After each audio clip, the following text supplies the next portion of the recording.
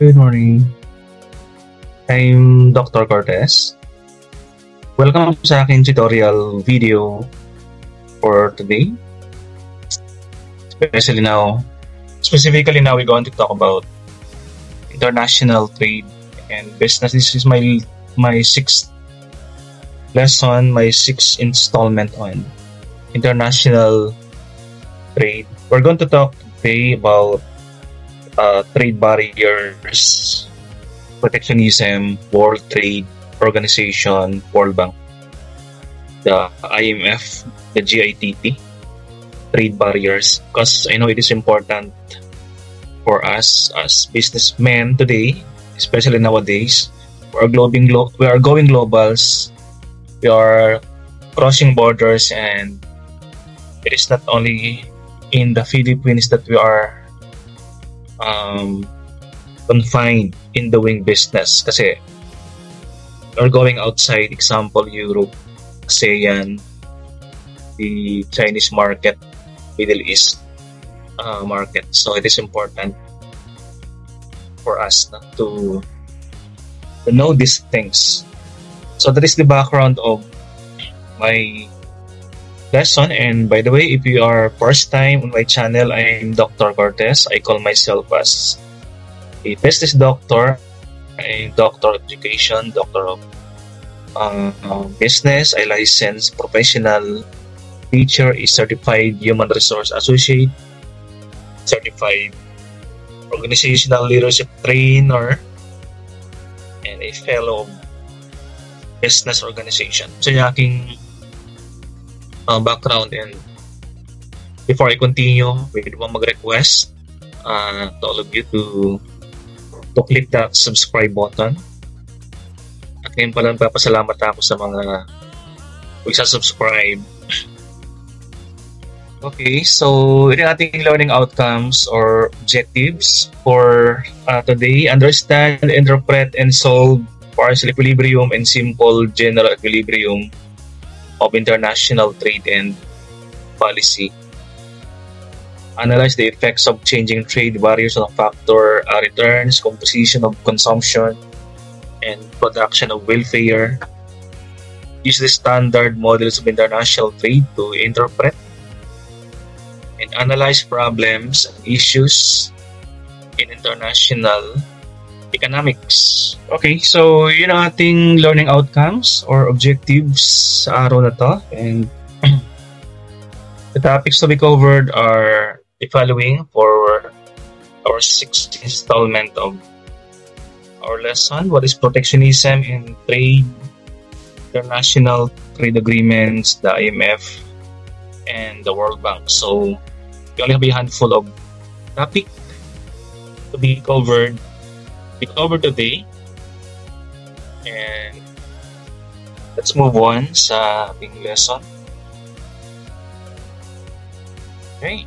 So, ang ating nakulang topic pag-usapan is what is protectionism sa negosyo as international businessmen. Later on, we will experience that some countries are protecting their industry, their own people. The same thing with the Philippines. No? We are also protecting our business to encourage local businesses to have or to be engaged in business. So that is one reason that we have this concept in international trade. Kasi pag hindi ito ginawa ng isang country, time will come that foreign businesses will now dominate a particular country na wala nang chance ng mga local businesses to be engaged in business. Yan, sa ating mga concept about protectionism. And we also have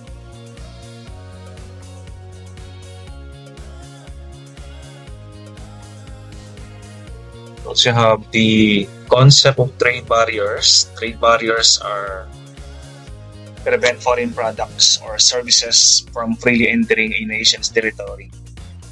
Trade barriers is a form of protectionism. One country, for example, can can restrict the entry of foreign goods or services in one particular country.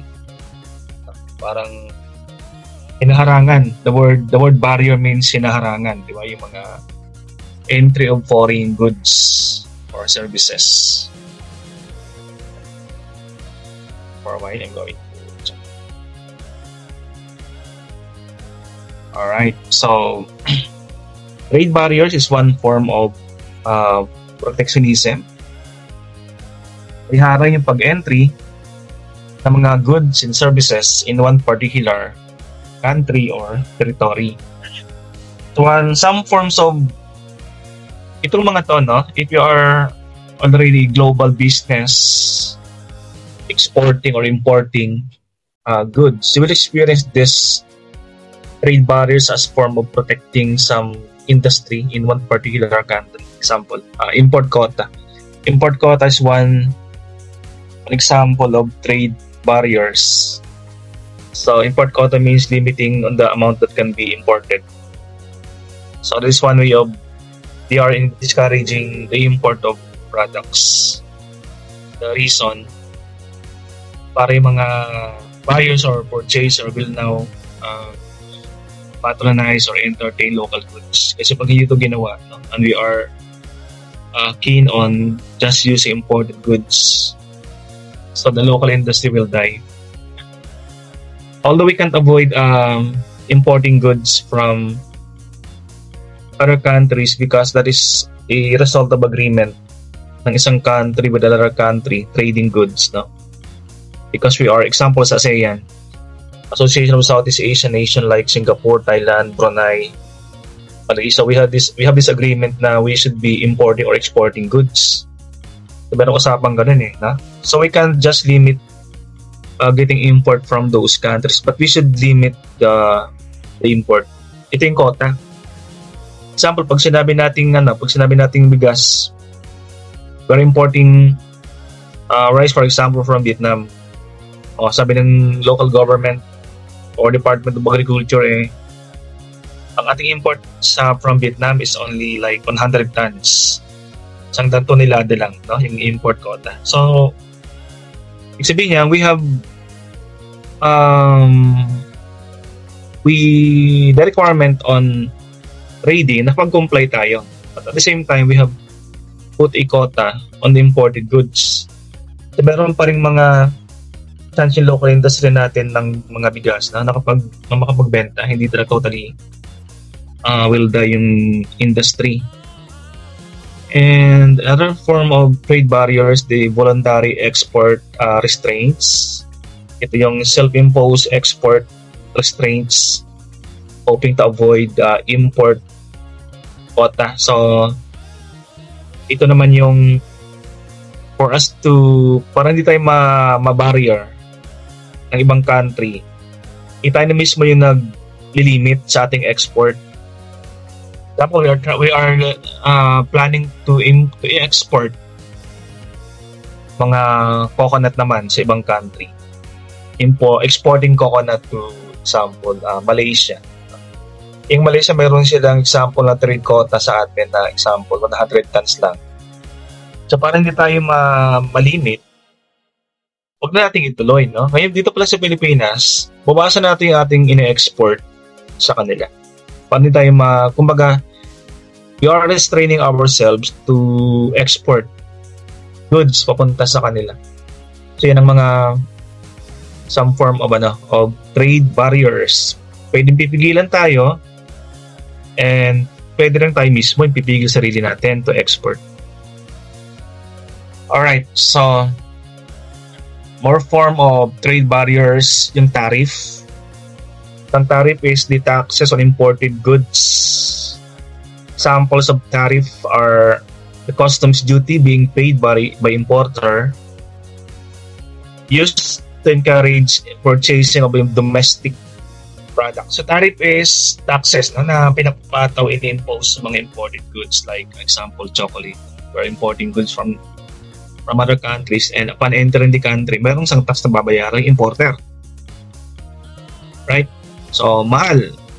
So they are tariff are being imposed so that yung mga local buyer natin will be encouraged to purchase domestic, locally made choco or locally made products or domestic goods. Yan, pinapatawan. Example, ang price ng choco example, just an example, 100 pesos. And sabi ng Bureau of Customs, the tariff to be imposed sa 100 pesos every 100 pesos worth of product imported. Ang tariff to be paid is, let us say, 30 pesos. Yan. So, 30. Mabigat. No? Mabigat sa mga importer yan eh. Ang reason, para mag-import ay ma-discourage na mag-import ng mga choco. Kasi 30 pesos bawat, that is 30%. No? So, medyo malaki yan. Ang nangyayari, pag malaki yung tax na binabayaran, example, yung choco, 100 pesos lang kada pagkaka-import, no? Magiging doble yan, magiging 200 pesos ang price ng choco pag binenta sa Pilipinas, no? Because of the tariff na 30 pesos, medyo mabigat. Pag sinabi natin mga duty-free na mga products, ibig sabihin nun, pumasok ng Pilipinas na walang binayarang taxes. Ayan. Pag nasa airport pa lang, di ba? Wala pang duty yung binabayaran, wala pang 30 pesos, so mura pa lang, mura po yung choco na binibili ng mga returning OFW. And the next one, other trade barriers, licenses. This is being imposed din sa mga gustong magnegosyo sa Pilipinas. Ibig sabihin, hindi sila basta-basta pwedeng magpasok dito because of licenses. Or if they want to engage in trade or business in the country, mahirapan sila muna, no? Kasi merong mga licenses to be complied with before they can create a business in the country. So that is one form of trade barriers. The other one is the standard of production. Ito yung so that hindi naman matatalo yung mga local industry. Yung mga gusto magtayo ng negosyo sa Pilipinas ay they should follow standards of production. So pag hindi sila papayagan. So what is the standard of production? Example, mga consistency in ingredient sourcing. Dapat yung mga sources ay locally sourced mga ingredients na gagamitin sa mga product. Example, pag nagpo-produce, example, mahigpit yung when it comes to hygiene and safety protocol ng isang production line. Alright? Para lahat ng gustong pumasok ay dadaan muna doon. So pag hindi safe and hygienic yung mga ginagawang production ng isang business, so mahirapan siya na makapagtayo ng negosyo sa Pilipinas because of that restriction. So another one of standards of production, the quality control, hinigpitan, example, temperature monitoring, and packaging requirements na in-impose ng DTI, for example, sa mga gustong magnegosyo. Now, pag pinataw, in-impose mga standards of production na yan, ibig sabihin, they can comply right away. They can comply but not right away.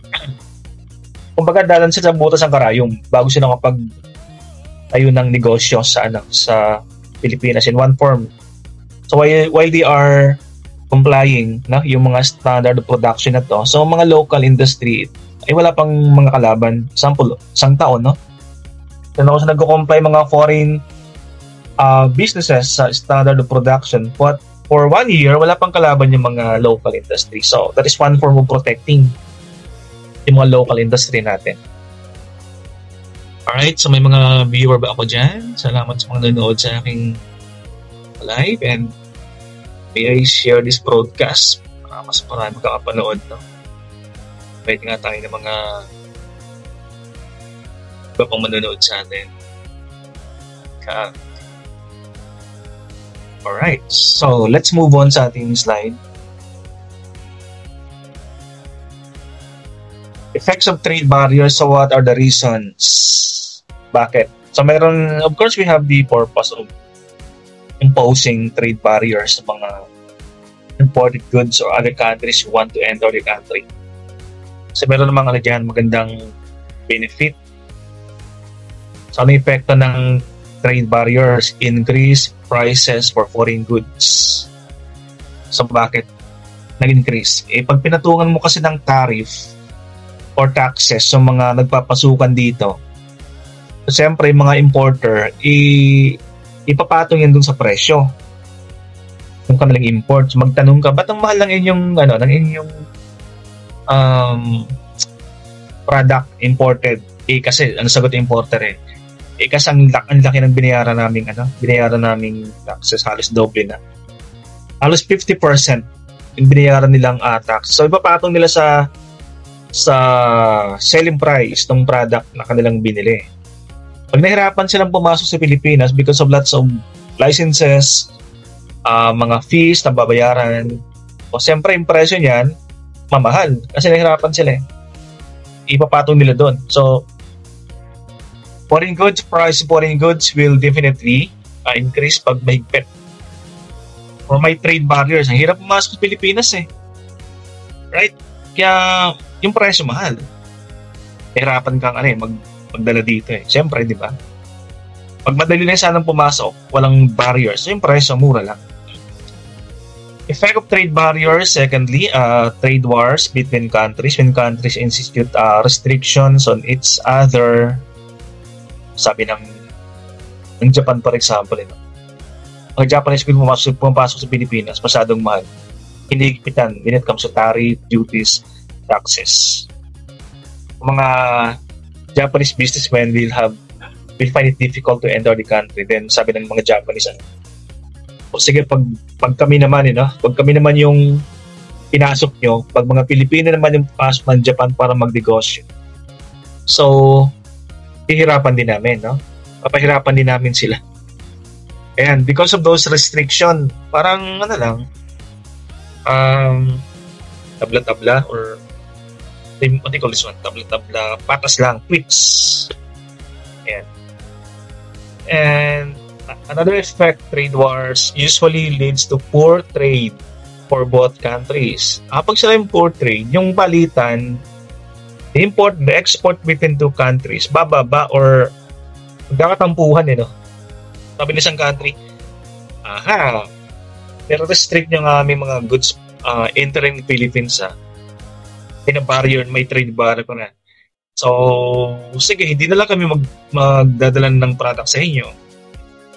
Sabi naman ng Pilipinas, kayo rin naman di ba? You're also restricting our products entering your country.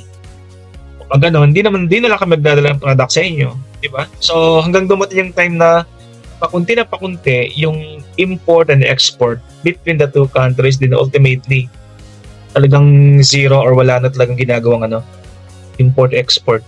And what is the result? O siyempre, pag may mga products na hinihingi sa ibang country, example, bigas from Vietnam, din nagkatampuhan, nagkaroon ng poor trade between the two countries. So, who will suffer? O tayo, di ba? Wala tayong bigas na gagamitin. And what is the result? Yung presyo ng bigas, o siyempre pag yung supply ng bigas ay kumukonti, what will happen to the price? O siyempre pataas yan. And ultimately, the consumers will suffer. So, yung mga long-term effect ng mga trade barriers between countries. Alright, and let's move on sa ating slide.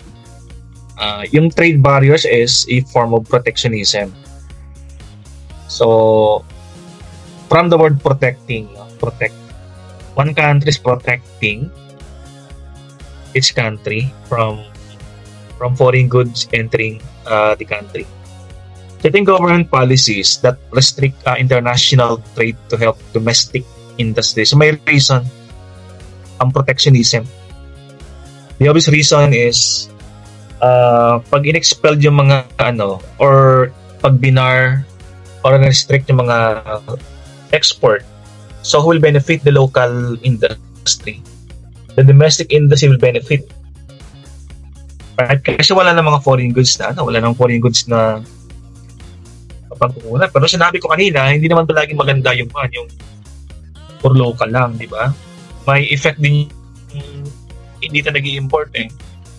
But for the sake of argument, protectionism is protecting the domestic industries. Tulad ng panahon ni President Carlos P. Garcia, meron isang policy dati, Filipino first. Sabihin nun, unahin muna nating i-patronize sa mga local products before we buy. Hindi naman sinabing huwag kang bumili, no? Unahin lang natin, i-priority lang natin bilhin yung mga local goods before buying yung mga imported na mga goods. So this type of protectionist policy are usually implemented. Ang goal dito is improving economic activity. Kasi pag wala ng businesses sa Pilipinas na local, so hindi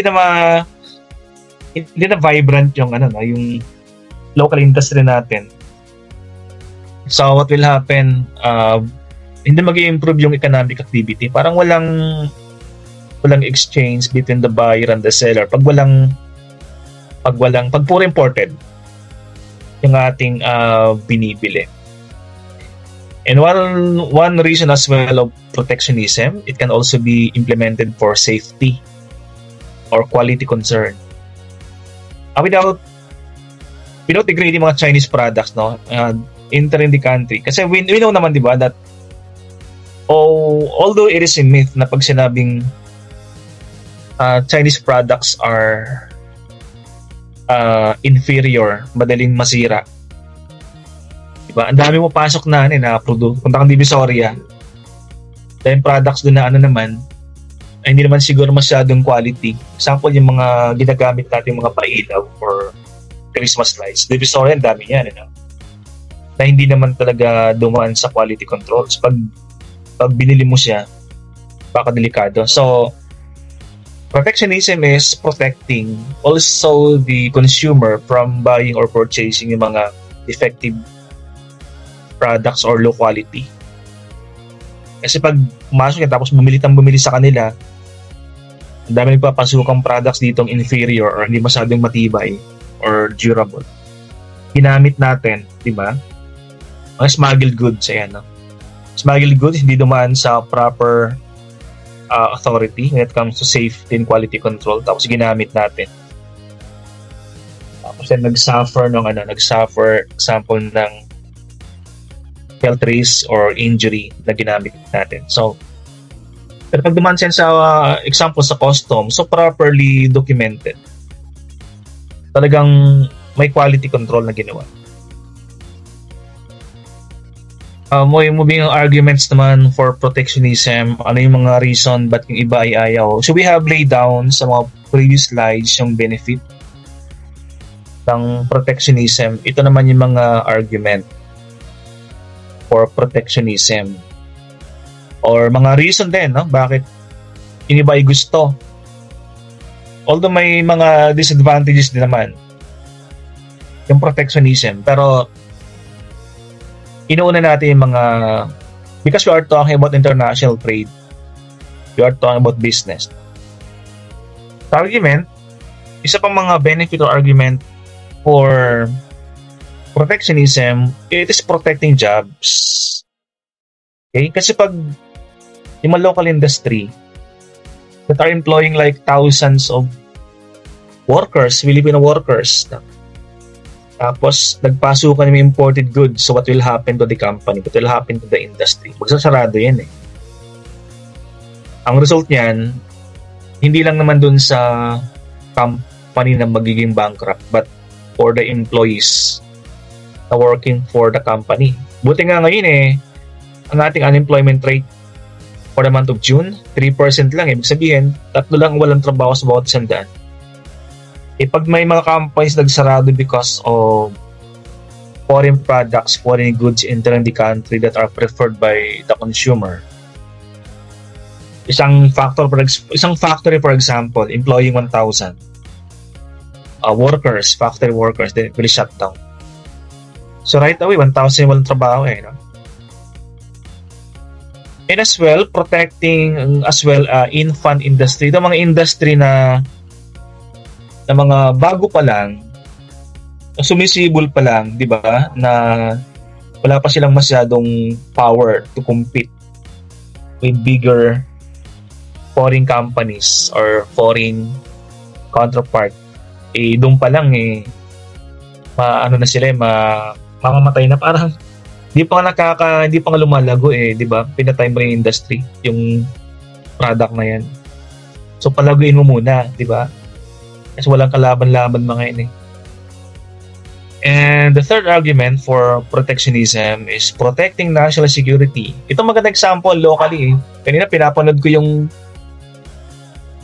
yung hearing sa Senado, yung walang katapusang hearing sa Pogo.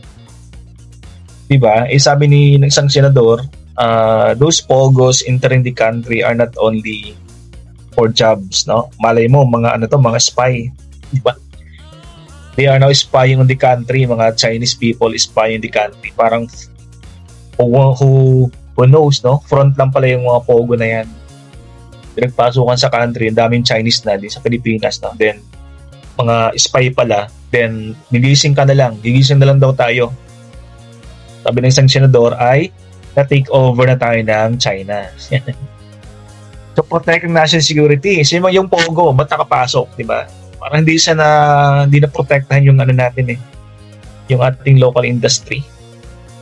Okay, so dapat yan, talaga yan, na-screen ng maganda bago pinayagan na pumasok daw. Kasi, that is security concern kasi, yung mga Pogo.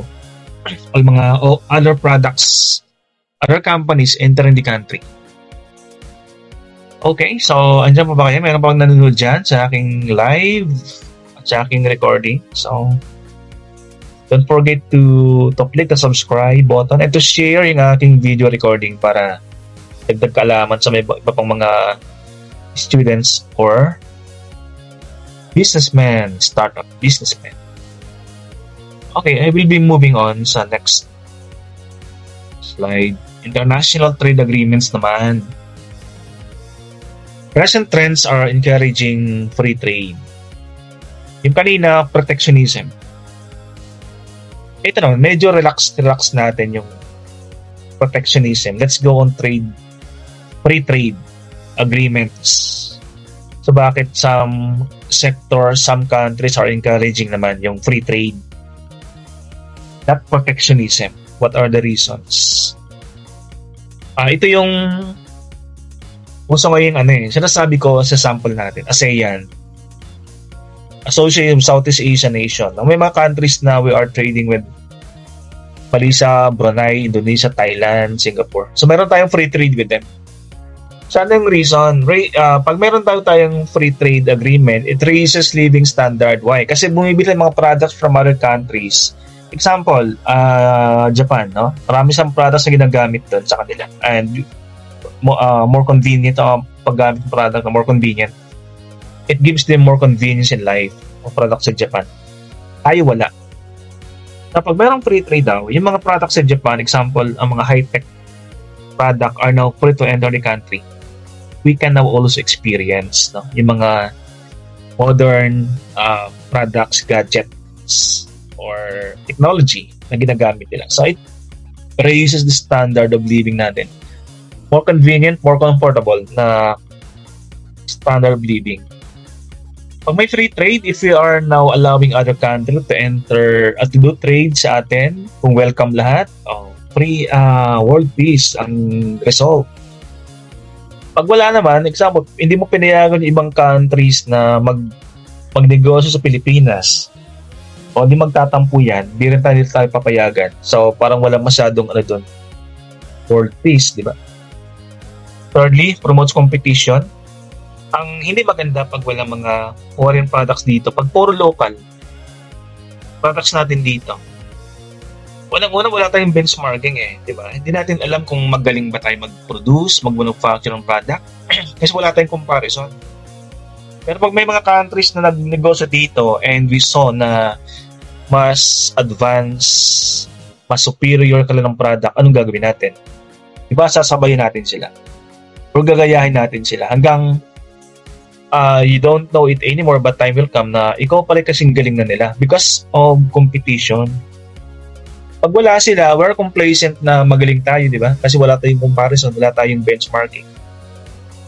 At maganda sa mga local buyer naman yung maraming pinagpipilian. Example, local goods, local products, tatlo lang. Ang buyer, paikot-ikot lang sa kanila.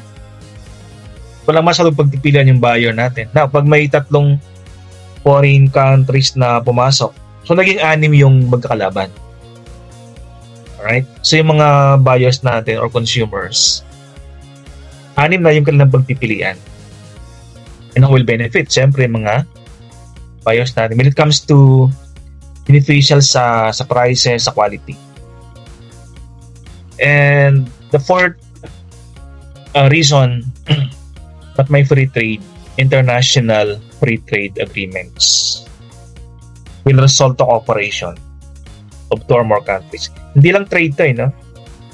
But pag may trade agreement, it will also result to good political affiliation. Political lang to. Ibang magkakakampi, no? You will now become ally, hindi lang sa economic, hindi lang sa trade, but political allies kan rin. Example, ng Pilipinas doing business with Japan and the United States, no? Pero at the same time, naging ally na rin tayo ng Japan or the United States, no? Yung mga reason bakit we can't avoid or we should be doing free trade agreements with other countries. Right, so moving on, World Trade, ito naman WTO, the World Trade Organization. Nasa tapping na tayo ng mga organizations na we monitor or we can use them or may mga benefits sa atin itong mga organizations na ito. Example, the GATT, the General Agreement on Tariff and Trade, founded in 1948. So by the way, ulitin ko lang, ang tariff is ito yung customs duties na binabayaran ng mga businessmen na nagpapasok ng import sa Pilipinas. Ito customs binabayaran, customs duties yung tawag natin sa mga yan. So what is the reason? What is the benefit na merong JTT? Parang tariff na binabayaran standard, hindi masyadong malayo, no? Example, pag may pinasok na choco sa Pilipinas, ang tax natin, let's say 30% lang. Okay? So at the same time, pag tayo nagpasok ng ibang products sa Japan, for example, 30% din. Kasi may usapan although hindi magkakapareho, but we can avoid those rampant na difference sa tariff na binabayaran. Example, Pilipinas, 30% lang. Right? Pagpasok natin sa pang country, 50%. So, masyadong malayo. But if you have the GATT, magandang general agreement on tariff and trade. So, maganda sa atin to, no? Na mayroon tayong ganitong mga agreement kasi we will benefit. No? Hindi tayo masyadong malayong pinagkaiba. At meron tayong the WTO, the World Trade Organization, a worldwide organization whose goal is freer global trade and lower tariff. Founded naman to in 1995 to ensure compliance sa GATT. The World Trade Organization, it acts as a referee for trade agreements. Ayun. Dito natin benefit ng WTO, no, para sang referee between countries importing or exporting or involved in trade. Kasi pag isang country, for example, meron tayong JTT tapos one country is not implementing yung usapan sa tariff, let's say pare-parang 10% sa ang country man, then if one country is not implementing the 10% and he is going up to 15%, diba? Sinong magre-referee? So that is a function of the WTO, the World Trade Organization. Pag merong isang provision ng isang trade agreement na hindi na susunod, yan. So, tayo yung police, no? Yung police and referee. Example, between Japan, example, and the Philippines, Japan is not following the agreement. So, meron tayong WTO. So, maganda na merong referee. Para kung sino agrabyado, ay papanigan or it can appeal sa WTO. Alright. So, moving on sa ating slide. Free trade zones. Ito yung mga areas established by countries to reduce or eliminate trade barriers. Organization to, samahan, no? Example sa Asia, meron tang ASEAN Bloc starting 2017 to, no? 10 countries na magkakasama sa ASEAN, 10 countries, Philippines, Thailand, Indonesia, Malaysia, Brunei, Singapore, Burma, Laos, Vietnam. I forgot the 10th member eh. Yung pang. Anyway, itong 10 countries daw na to sa ASEAN, they can trade freely without trade barriers, without trade restriction. Kasi ito yung sample ng trade zone. In other example, sa other part of the globe, meron din mga ganitong mga organization, hindi lang sa Asia, no? Example sa Europe. Pero sa European Union na countries are members of the EU, wala ding trade barriers. So, walang masyadong tariff. Example of France, Spain, at ganong countries, no? Sweden, Great Britain, yan mga kasama sa European Union. And meron ding North American Free Trade Agreement between Canada and the United States, na yung mga samples ng mga free trade zones. So ang trade zone example, Hong Kong meron din Hong Kong, major global trading hub with minimal trade barriers sa Hong Kong. Ibig sabihin pag nakipag import or export sa Hong Kong, walang masyadong trade barriers sa kanila. The same thing in Dubai. Sa Dubai, it attract international business with tax incentives. Ibig sabihin, pag masok ka sa Dubai and you are bringing products, tax incentive silang binibigay. The same thing sa Singapore, meron din. It offers various free trade agreements and so on to promote trade investment in Singapore. And also in Mexico, it allows assembly and manufacturing with reduced tariff. Ayan, yung mga gustong magnego sa Mexico, meron silang reduction in tariff. Walang masyadong customs duties pag pumasok ka ng mga materyales sa Mexico. An example ng mga trade zones. And measuring trade exchange rate, we know that the US dollar is the medium of exchange sa global trade. Pero sa Europe, they're using the euro. Pero dating balita na a couple of years ago, I have chance upon this article na yung Asia daw ay in trading, gagamit na ng isang monetary or currency na pang Asia lang. Kasi we are using dollars in trading with other countries sa Asia. Yung currency na gagamitin, ito yung parang Chinese yuan to, parang hindi na tayo gagamit ng dollars, yung parang Chinese currency na gagamitin pag mag-trade sa Asia. Parang sa Europe, you are using euro money, right? Sa buong parang euro money ginagamit. They are promoting sa Philippines din na gagamit sa currency na sa Asia lang gagamitin. Para di na tayo gagamit ng dollars kasi mahal ang dollars di ba? Pag wala tayong masyadong reserve ng dollars, so wala tayong gagamitin. Pag yung Asian currency ang ginamit, mas mura yung palitan, yung bilihan. But I don't know if it prospered, parang hindi naman natuloy siya. But for the meantime, we are using exchange rate, while be foreign nation's currency in terms of the home nation's currency. Exchange rate ay magkano bang palitan ngayon ng Kasi ang isang sign ng isang economy na maganda. Pag bumababa yung palitan ng peso against the dollars, that is a good sign na maganda yung economy. Example, from 55 pesos is to $1. Right?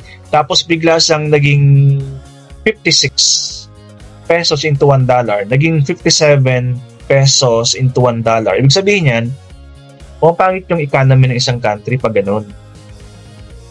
Ang magandang senaryo, from 55 pesos, naging 54 into $1, naging 53, naging 52, naging 51.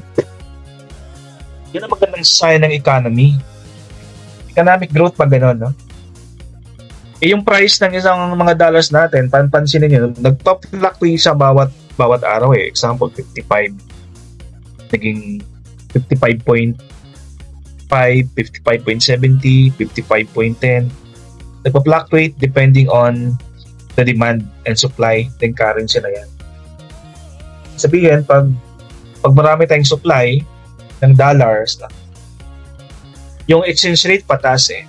Kaya bababa exchange rate eh. Naging 54, naging 52. Now, pag kinulang tayo ng dollar supply, yung price ng dollar pataas, di ba? 56, 57. Yan ang result ng supply and demand. Siyempre pag marami kang dollars, di ba? Naging mura yung bilihin eh, di ba?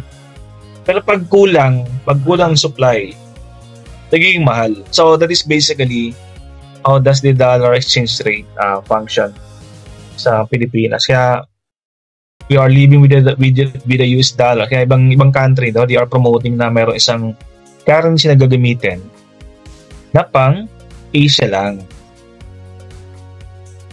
Okay, so strength of currency, appreciation. Pag sinabi nating yung value ng ating peso against the dollar ay tumataas. Pag sinabing tumataas, no, hindi tumataas yung palitan ha.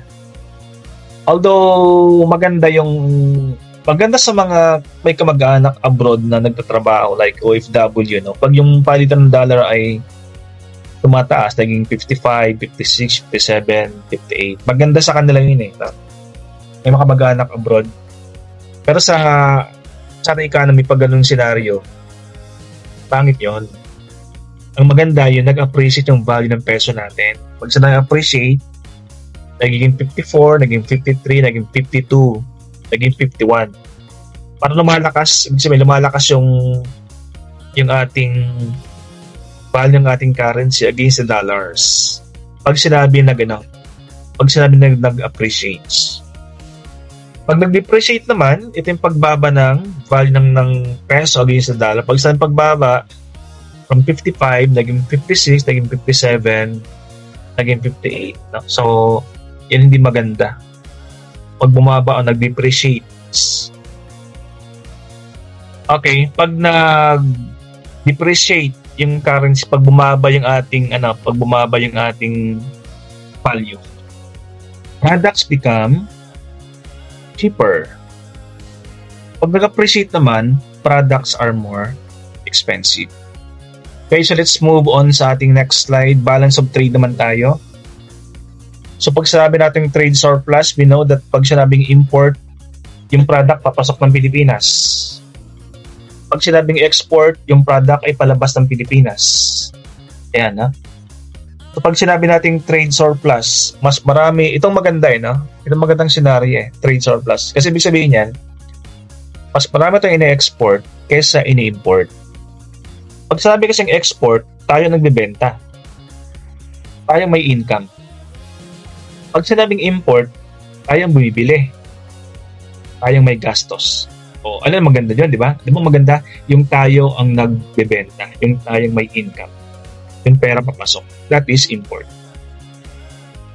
Sorry. That is export. Mas pala.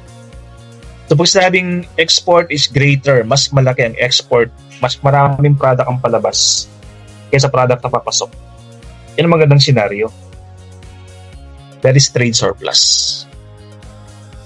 Na pag trade deficit, siyempre, ito yung mas marami kang in-import kesa in-export. Kasi pag maraming in-import, mas marami tayong binili. Mas marami tayong gastos. That is deficit. At hindi masyadong maganda pag sinabi nating trade deficit. Mas maganda yung mas maraming product na palabas di ba, ng ating country kesa product na papasok. So export should be greater than the import. So mas okay ang trade surplus. Right? So pag sa balance of trade, itong relationship between export and import, mas mataas bang export, mas bababa? Or pareho lang? Yan. So balance lang ba? Okay, so pag ikaw ay negosyante, siyempre you are more into exporting, di ba? Kesa importing goods. What do the IMF and World Bank do? So, mayroong mga functions ng World Bank. May pakinabang ang isang country, may pakinabang sa World Bank at mayroon pakinabang sa International Monetary Fund. So let's dive on this one, mga benefit and also mga argument against the World Bank or the IMF. IMF, International Monetary Fund. Ang function, nagpapautang siya to countries with balance of payments problems. Countries that can't make their payments.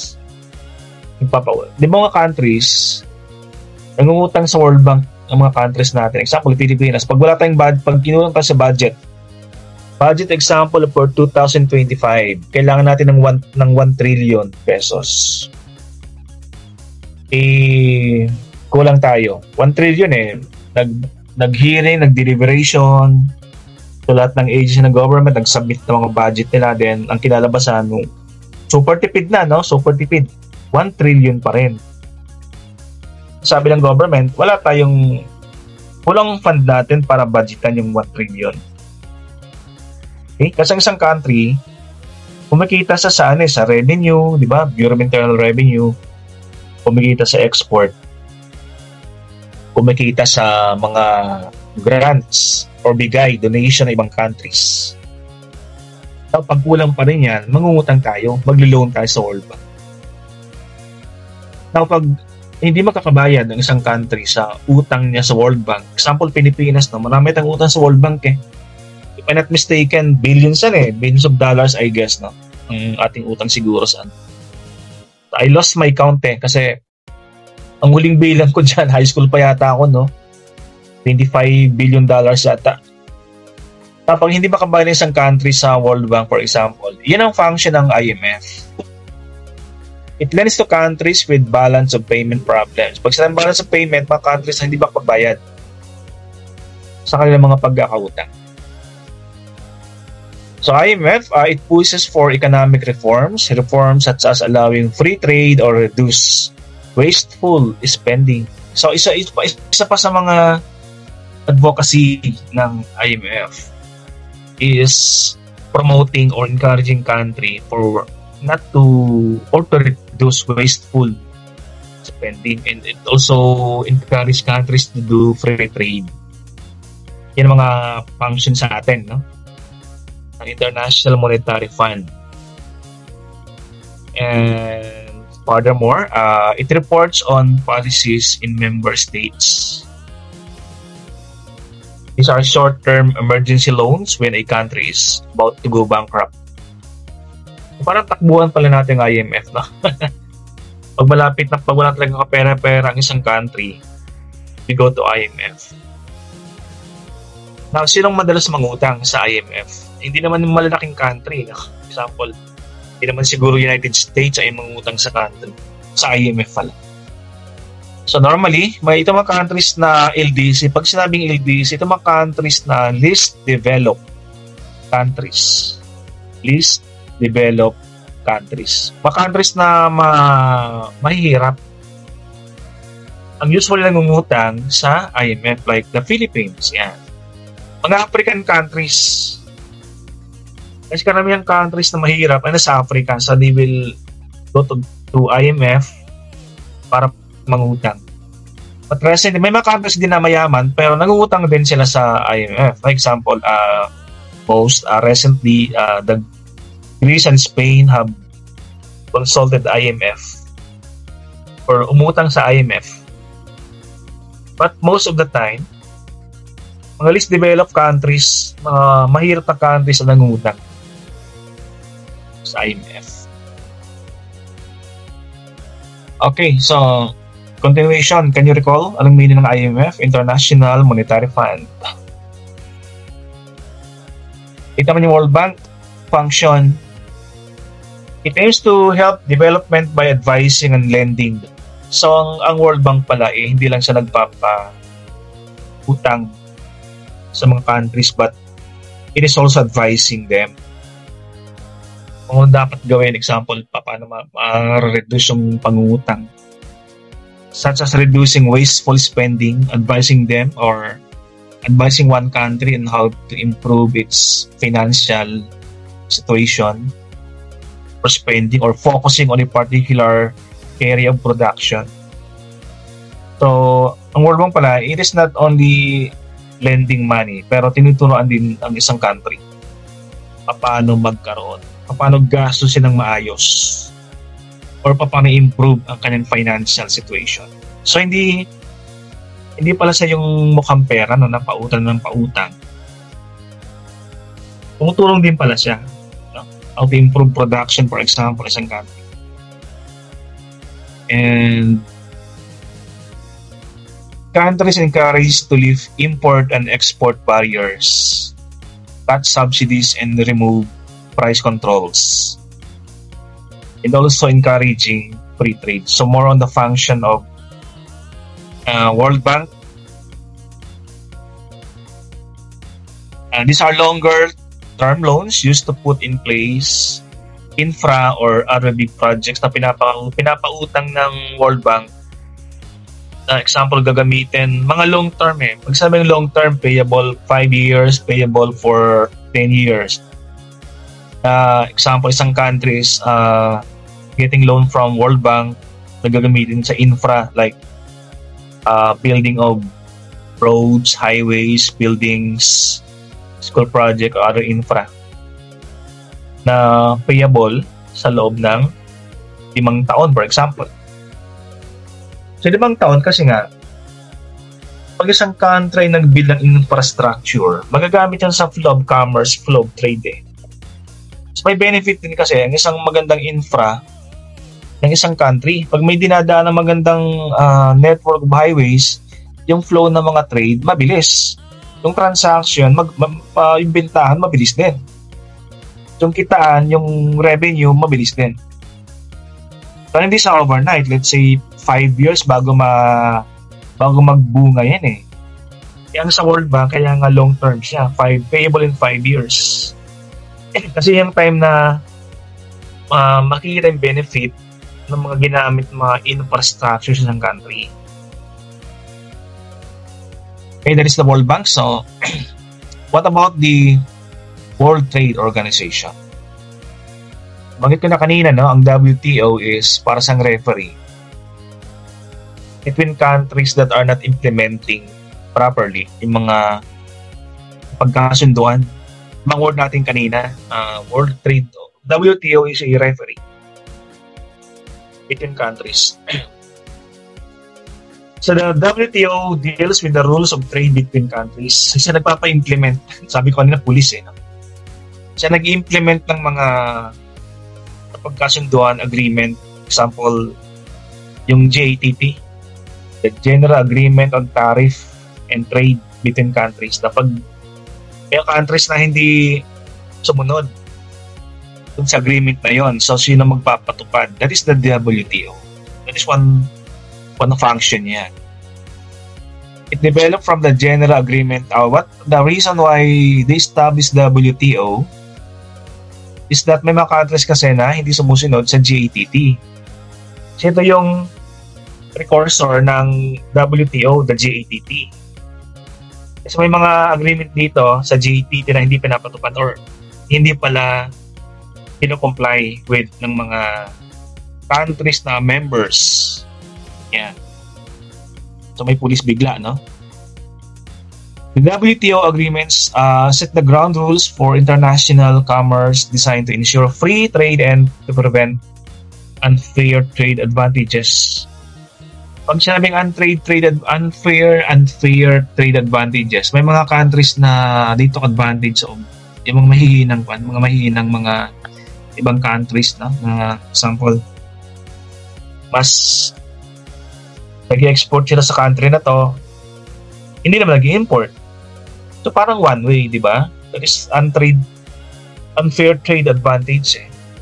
Yung countries na gusto makabenta lang, ayaw naman bumili. Ayaw naman mag-import. Or may mga countries na they are attracting foreign workers sa isang country. Example, Philippines and Saudi Arabia. They are encouraging OFW Filipino to go to Saudi Arabia to work, diba? Pero hindi naman tama pagpapasweldo. So that is unfair trade advantage. Diba? Okay, so let's move on sa ating 10 benefits naman ng WTO. So, bakit may WTO? It keeps the peace, no wars over trade dispute. O, referee nga eh, di ba? So, to prevent war between two countries that are engaged in trade tapos nagkainitan, sabi ng isa eh, oh, marami kong ini-import sa iyo ah. Bakit kayo naman hindi ka nag-i-import sa amin? Diba? So, WTO. Handle disputes constructively. System based on the rules rather than power. Designed to give LDC, least developed countries, a fair chance. So, the WTO implement the rules. Hindi yung kanyang power. Hindi niya sinasabing sundin nyo kami. Hindi na sinasabing sundin WTO. Ang pinopromote niyan, sundin ang napagkasunduan na rules rather than the power. Ang WTO is only there to implement, not to impose power. Benefit of WTO, freer trade cuts to cost of living. Cost of living, ito yung gastos natin sa example sa Pilipinas, no? The cost of living, mga 1,500 isang araw. Or 1,200 isang araw, yung cost of living natin isang araw sa Pilipinas. So, mahal ba yan? O, sabihin natin mahirap umita ng 1,200 sa loob ng isang araw. So, the standard of living, mahal. Sa ibang countries, I know one of the most expensive city is Tokyo. Mataas ang standard of living. Pero pag mayroon tayong freer trade, it cuts the cost of living. So, bakit? Kasi meron tayong alternative. Diba? Na bibili. Example, sa Pilipinas, pag sinabi nating isang company lang nagsusupply o 3 companies na nagsusupply, so what will happen? Anong gagawin ng 3? They can dictate the price. Example, gasolina, di ba? They can dictate the price of the gasoline per liter. Wala tayong choice but to buy from them. Na pag may nagpasok ang mga ibang countries, yung 3, pwede maging 10 yung magkakalaban. And what will be the scenario pag yung 3 may nakalaban silang biglang marami?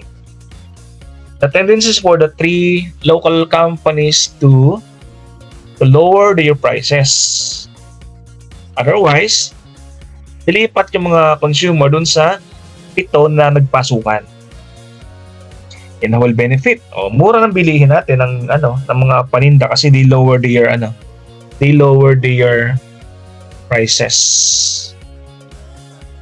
Benefit of WTO, it gives consumers more choice. Ayan, sinasabi ko, merong mga alternative na mas mura yung bilihin. Okay, so andyan pa ba kayo? May mga nanonood pa ba sa akin dyan? Pabigyan na ng thumbs up. Okay. So, let's move on sa next slide. We are down to the last few slides. So, karagtong continuation of benefit of WTO, trade raises income. Why? Oh, it's very obvious. Pag we are involved in trade, it raises income. Example, we are planning to export. to other countries, and that country will allow. Walang masyadong restriction. Example, Singapore. No? Punta ka Singapore, mabilis pumasok, mabilis magnegosyo. Okay? So, will benefit o tayo, di ba? Kasi mas maganda yung nagnegosyo ka kaysa ikaw yung namamasukan. If you are involved in trade, mas okay. It raises income. Pag wala kang trade, pag wala kang negosyo, yung salary is stagnant, no? Fixed. So number 7, trade stimulates growth, employment. That is good. Mas maraming negosyo, mas okay sa isang country. One benefit, yung employment. It gives more employment pag maraming negosyo sa isang lugar, isang country. Basic principles makes system more economically efficient. Okay? Pag maganda yung flow ng isang economy, pag maraming mga trade or companies na coordinating, no? Or interlocking.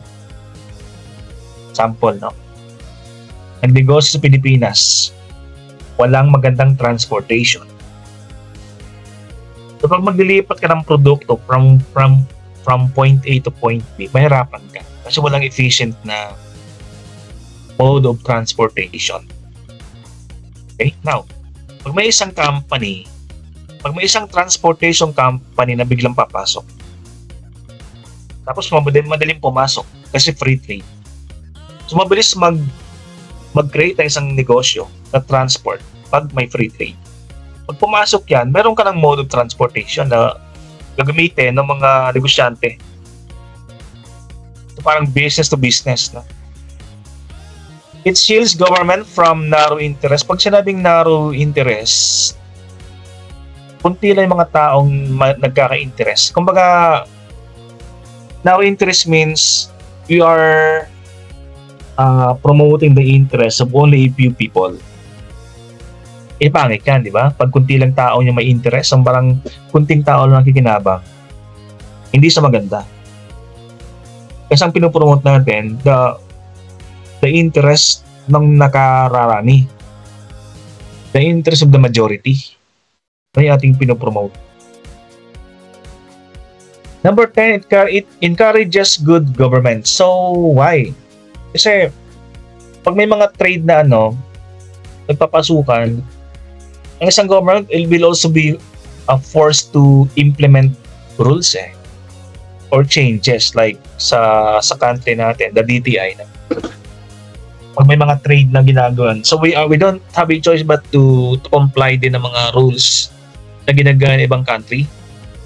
So parang tayo nakikikain na rin pag may mga trade na pumasok sa Pilipinas na may transfer of technology, may transfer of skills, may transfer of good governance sa atin. Natututo tayo, no? Ibang countries na pumapasok dito. Okay. 10 arguments naman against the WTO. Ito yung medyo kontra. Medyo kontra sa WTO. Bakit iba ay kontra or the arguments thumbs down. Yan. Thumbs down ng WTO. The first argument, kasi daw it only serves interest of multinational corporation. Yan. So pag free trade, di ba, lahat ng klase ng negosyante, medium, micro, large corporations, dapat sakop Ang WTO daw, yung mga MNC lang o multinational corporations lang yung kanilang tinututukan o nagbe-benefit. Yung mga maliliit, hindi masyadong protected. Number 2 argument, is a stock secretive or favoring. Yeah, parang tulad number 1. Favoring multinational corporation, tramples over labor and human rights. Yung pagpapasweldo, yung pag-hire ng mga ng mga minors natatrample daw because of WTO. Number 4, it is destroying the environment. Yung mga multinational corporations, di ba, in their conduct of their business, you can't avoid sometimes to use natural resources din no? As raw materials, ingredients, ng mga products. Example, lumber, rubber tree, di ba? Mining. So, destroying the natural environment now. It's killing people? Yes, pwede rin. Kasi may mga companies na, example, mining. Those companies that are involved, example, in mining, chemical production, oil refinery, na napakadelikado magtrabaho sa mga yun, diba? So, sometimes we can't avoid fatality, sa mga taong namamatay sa mga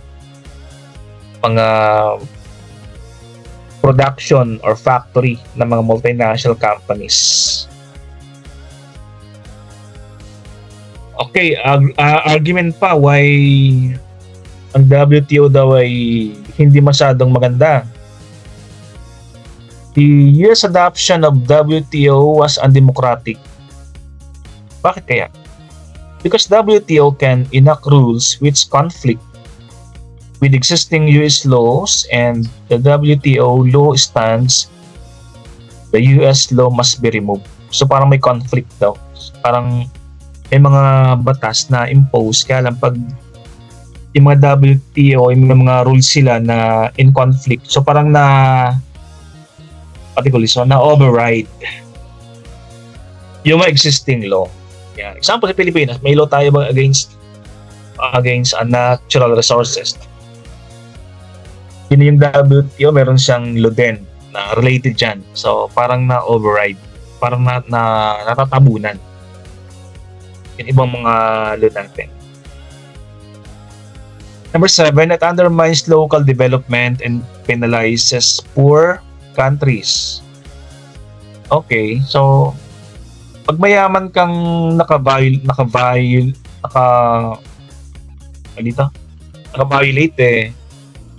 pag pinatungan ka ng penalty, parang baliwala sa'yo, di ba? Pero pag isang country mahirap, then meron siyang violation, din pinatungan siya ng penalty. Example, $1 million penalty. Pag sa atin yan, that is 50 million di ba? So mabigat. So parang hindi fair sa ibang countries kasi ano lang yan, barya lang, di ba?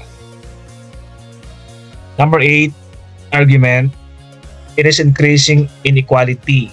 Hindi pantay-pantay pagdating sa local industry versus multinational company favoring mga multinational corporation daw. And number 9, since WTO is international organization, parang it undermines national sovereignty. Di ba? Meron tayong sovereignty example na meron tayong national territory pero minsan hindi siya nire-respect ng WTO. So yung mga argument natin when it comes to WTO, meron siyang benefit, meron siyang disadvantage, meron siyang pros, meron siyang cons. Let me see if I still have... okay, so that is my last slide and I want to credit Google. I want to credit Strategic Management by William 5th edition for my references. And with that, maraming salamat sa mga nag-view, nag-watch na aking video recording for today. And hoping you good health, guys, and thank you for your time. And this has been Dr. Cortez signing off, and see you around.